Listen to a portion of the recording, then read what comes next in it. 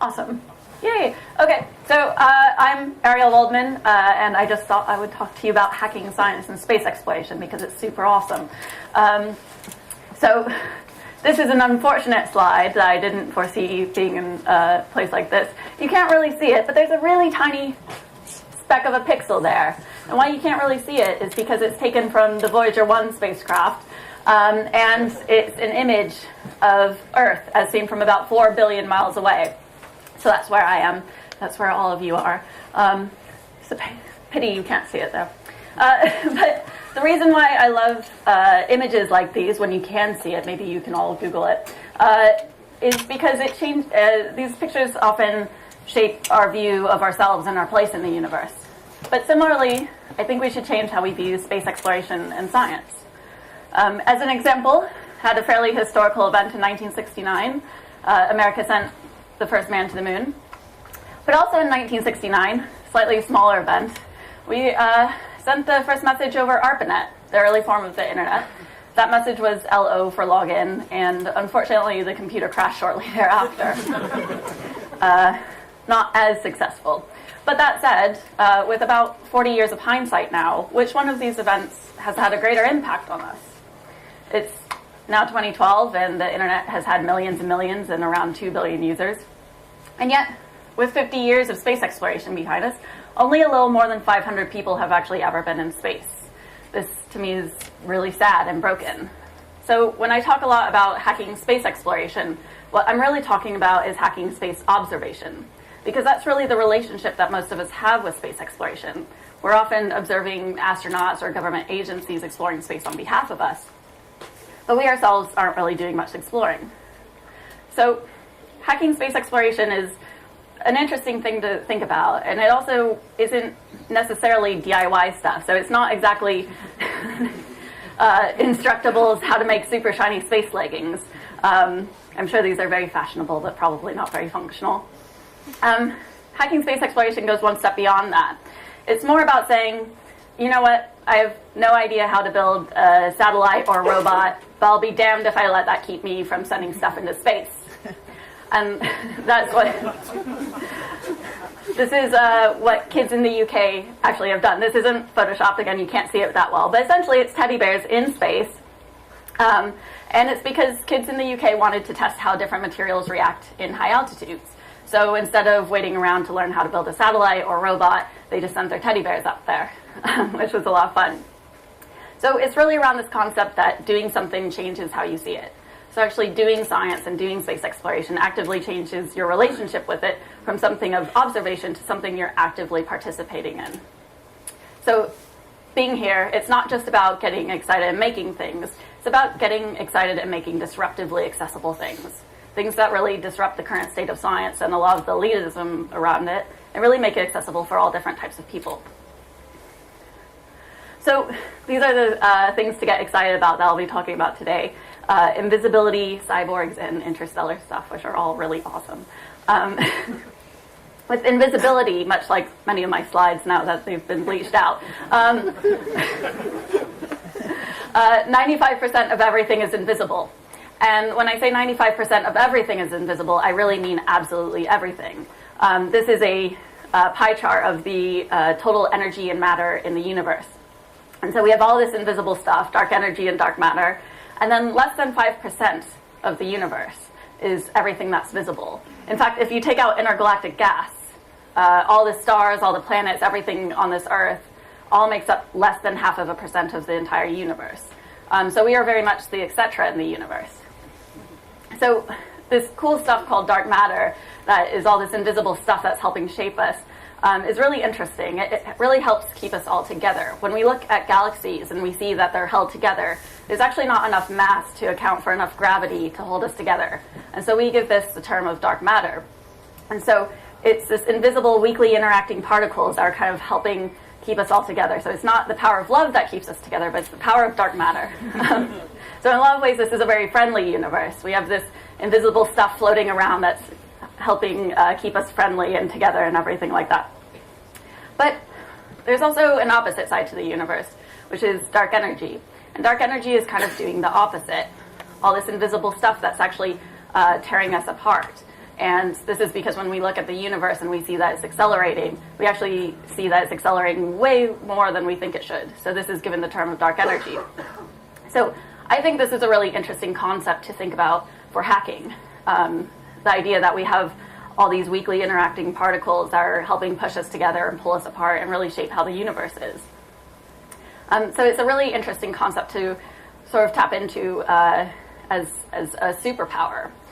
This is an example of a belt that someone's wearing, and it vibrates every time the user faces north, with the idea being that if you wear this belt for several weeks, you can get a more intuitive way of navigating your city rather than a more visual way.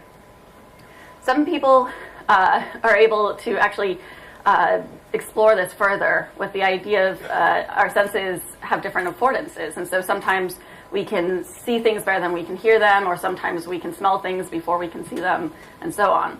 So some people actually experience this through something called synesthesia, which is essentially when the wires in the brain for your different senses get crisscrossed. And so some people with synesthesia will report associating certain letters with certain colors, or if they hear a loud sound, they'll actually see a ripple across their vision. There's actually a lot of different types of synesthesia. So a group of hackers wanted to explore synesthesia, and what if you could actually experience it without having it? And so they created this really creepy mask called synesthesia. It's quite fun. This was made at a Science Hack Day in San Francisco. And what it does is it essentially simulates synesthesia. And how it does that is it's this creepy mask, and they took vibrating speakers and they attached these vibrating speakers to someone's face. Because it was a hack day and they only had around 24 hours to make this, the only open pattern for a mask that they could find was for a GIMP mask. So it's this really creepy mask, and they spent all night sewing it together, and they attached all the speakers to it, and then they wired it up to an Arduino and a webcam. And so as you navigate a room, and different parts of the room are lighter or darker, different parts of your face start vibrating, with the idea being that you can feel vision, which, might be useful for something. Never know. So it was really this creepy vision of the future of science. But equally, I think that the present day of science is kind of creepy. This is actually not a scene from a sci-fi movie, but this is actually a scene from the Large Hadron Collider, the particle accelerator laboratory. And this kind of outlines a problem that we have in our culture, in that if we need more information, we often just give you more screens until you end up with something like this. And so we kind of have this optical overdose problem. But with particle accelerators, you do need a lot of information because they're essentially these really massive space-time smashers. They're these hugely expensive, hugely large machines. And what they do is they take subatomic particles and they collide them together at high speeds, with the idea being that for a moment they turn into energy and then back into subatomic particles. But when they crash and they turn back into subatomic particles, sometimes they turn into really weird ones that you would otherwise only see in a supernova or during the Big Bang. So in this way, these huge particle accelerators are these kind of explorers of space-time and of the nature of the universe and all that stuff. But they're also just really expensive ways for scientists to make pretty visualizations. All that money, and then they just get this pretty picture at their end that they're very proud of. But particle physicists actually wanted to explore, what if instead of having visualizations, you could actually hear what particle collisions would sound like on the subatomic level. So he created something called particle wind chime. And what particle wind chime is it essentially takes particle collision data and maps it to sounds. So if you could imagine what a particle collision might sound like, it's pretty cool. And you could get used to what different particle collisions might sound like. And so instead of seeing a visualization like this, you would actually hear those collisions, which is pretty cool. Now, this sounds like a pretty cute hack that you could actually hear what particle collisions sound like, but it might not be too useful. But the interesting thing about it is that it's now actually being considered as sort of an augmented diagnostic tool for accelerator laboratories. So if you can imagine being an accelerator late at night, which would be cool amongst itself, but you would be surrounded by all these screens with all this information, but you could also get used to how the accelerator sounds, and you could get used to if something sounds a bit off. That's actually what particle wind chime is being looked into now, which is awesome. So The reality is, though, that we do have a lot of screens. I'm sure a lot of you have heard of the phrase that we are all cyborgs. We all now have these devices that are very much extensions of ourselves and our place around the Earth, and we can do a lot of really cool things with them. But I think the really cool thing about them is actually not the screens, it's actually the sensors. In fact, there's a lot of cool things that our phones could be doing while we're otherwise taking cat naps. And if you can imagine just this concept that you have all these sensors around the world and they're distributed and you don't have to create custom ones. In a lot of ways, it's a scientist's wet dream. The idea that you have all these devices that you could tap into and do interesting things with. Or it could be a seismologist's wet dream because you have all these accelerometers out there. And so there's actually a hack called Quake Canary. And what Quake Canary does is that it listens to phone's accelerometer data, and if it records a bunch of phones moving at the precise nanosecond in a precise area, it will actually record that data to the U.S. Geological Survey as an earthquake, with the idea being that our phones can report an earthquake much faster than any of us can tweet it. In San Francisco, we certainly try to do it that quickly, but as I'm sure some of you have witnessed. But this would actually give areas early warning signals so that you could do a lot of very fast planning for earthquakes. Admittedly, when I first saw this, I had a really scary vision of if this were to actually be implemented worldwide, if people would create flash mobs to try and create fake earthquakes around the world. I don't think anyone's tried that yet, but it would be fun to try. So there's a lot of really cool Earth-based stuff to hack on, but there's also a lot of really cool interstellar stuff to hack on. In fact, there's a lot of unprocessed interstellar stuff out there.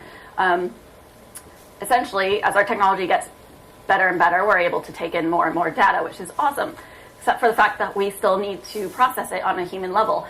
And this is because robots are kind of dumb. There's still a lot of things that humans can do better than robots can, things like shape recognition or pattern recognition. Humans still are better than robots at that. So exploring sort of that idea that robots are dumb and there's a lot of cool things that humans could be doing came a project called Galaxy Zoo. And again, you can't see it very easily, but Galaxy Zoo is essentially a really simple online interface in which it gives you a pretty picture of a galaxy and asks you some basic questions about it, like is it a spiral galaxy or elliptical galaxy? And you can classify it.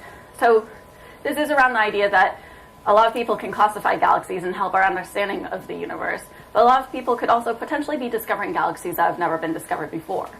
There's similarly a project called Planet Hunters. Planet Hunters is looking for planets around other stars called exoplanets. And so again, very simple interface, and it bets that humans can probably find exoplanets that the algorithms that we have out of NASA can't. And so far they've actually detected a few. And these are all really great because it's all around the idea of no data monkeys. So the work you do on Galaxy Zoo or Planet Hunters actually gets credited to you. It's not some sort of mechanical Turk operation where some scientist is going to take credit for it and then you're kind of out of luck. The work you do on these gets credited to you. So if you discover a galaxy or an exoplanet, your name actually goes on that scientific paper for that. And this actually happened in the case of the green peas galaxies. These were these weird green globs that people discovered through Galaxy Zoo. And this is because Galaxy Zoo not only gives you that pretty picture of a galaxy, but they also allow you to dig into the data behind it. So if you see something that looks a little bit strange, you can actually investigate the data, and you might be well on your way to discovering a galaxy, as some people have. So that's a lot about unprocessed interstellar stuff. But there's also a lot of unprocessed internet stellar stuff. This is a slide that I thought best represented the internet because it's got moon landing cupcakes and a cat. So it's fun. But unprocessed internet stellar stuff looks really gross to me. This is an example. This is a PDF copy of the Apollo 11 mission transcript. And essentially, it's really great that NASA makes all this stuff open, but it's this really boring PDF. You don't really understand what's going on. You don't understand most of the abbreviations. And I don't know, it's just kind of boring. So while NASA makes a lot of great stuff open, it's not really that open. They, put a bunch of stuff out there, but it's not really that usable. So Yes, space log. I'm one of the developers, sorry. Oh, awesome. Yay, I love your project. So space log is this really great project that people get really excited about. And it essentially takes this space mission transcript data and puts it in an easily readable, easily linkable format. And so you can actually get diagrams of what was going on and pictures of what was going on, and you get more of an idea of who was talking to who, and you can actually understand it. And really, surprisingly, they take that boring PDF stuff and they make it come to life. And so you can actually read through these transcripts as if you were reading through someone's blog or Twitter or something. And it's open source, so you can get involved. And apparently, you should talk to that guy if you want to get involved. So all of these projects are around the concept that open doesn't mean accessible. And by open doesn't mean accessible, I mean that there's actually already a lot of science and space stuff that's already been open. But until someone does something interesting with it, it's not really that accessible. If you think back to the Galaxy Zoo project, all of that data was already out there. But until someone actually built an interface to it, it didn't allow for now hundreds of thousands of people to be classifying and potentially discovering galaxies. And so this is something that I actually get very frustrated about, and one of the reasons why I'm really excited to be here is because there's all this stuff that's open and no one's doing anything interesting with it. And so born out of that frustration came an event very similar to this one called Science Hack Day.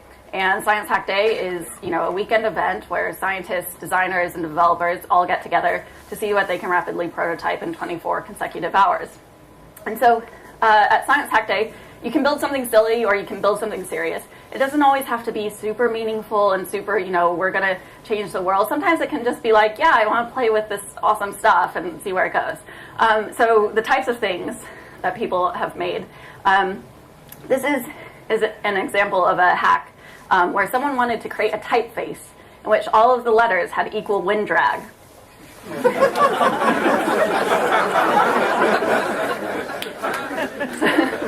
So what you're looking at here, again, hard to see, but essentially you're looking at a makeshift wind tunnel, and they recorded the wind drag of each individual letter and then weighted them so each letter had the same wind drag. So if you want a font in which all the letters have equal wind drag, which might be useful for something, this is what it looks like, the isodrag typeface. And it was actually, interesting because they thought, the O might have a lot of wind drag and actually it didn't, so they had to thin it down, and then the I had to be built up and interesting things like that. This is an example of a hack called Deanacery, and essentially it's a cocktail of extracted strawberry DNA. So instead of extracting DNA through using inedible materials, they used completely edible materials and made a cocktail of extracted strawberry DNA, and it was absolutely disgusting, and I don't recommend any of you try it.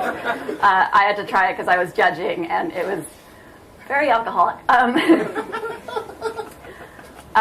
This is a hack that came out a couple weeks ago from Chicago, Science Hack Day, and it was an arm alarm, with the idea being it's an alarm that you wear on your arm, and it won't shut off in the morning until it records that your pulse is angry.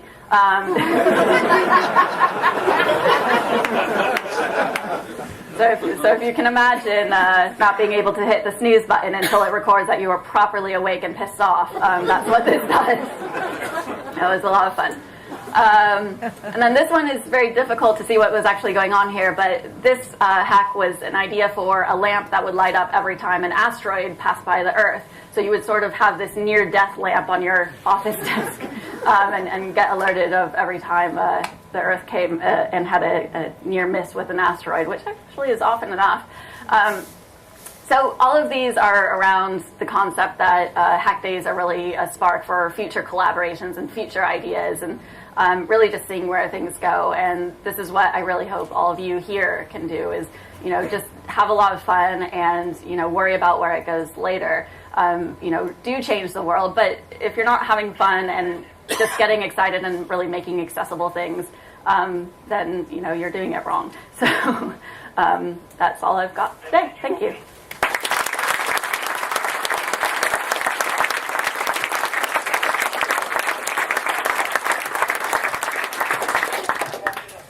All right, thank you, Ariel, for an awesome talk. Properly awesome, too, because, we get I have an ongoing thing with Alex Craxton, really about what we can call awesome, what we're and the fact that is it really awesome? Awesome like space? Well, actually, in this case, yes, it is awesome. It evokes awe. All right, okay, Alex.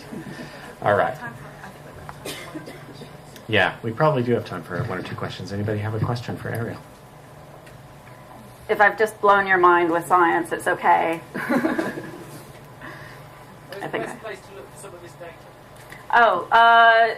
Good data to work with that's science related. If you go to sciencehackday.com and click on the wiki, there's actually like an ongoing list, and you can add more if you find more interesting things. There's also data.nasa.gov and code.nasa.gov has interesting stuff on it. And do we have Hadley Beeman in the room yet?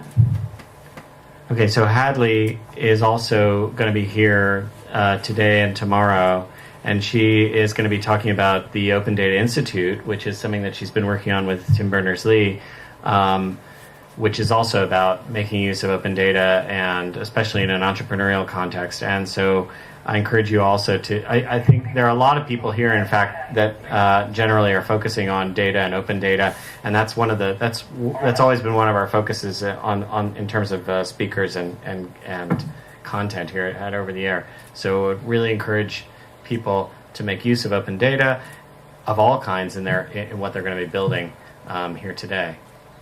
So okay, let's give Ariel another round of applause.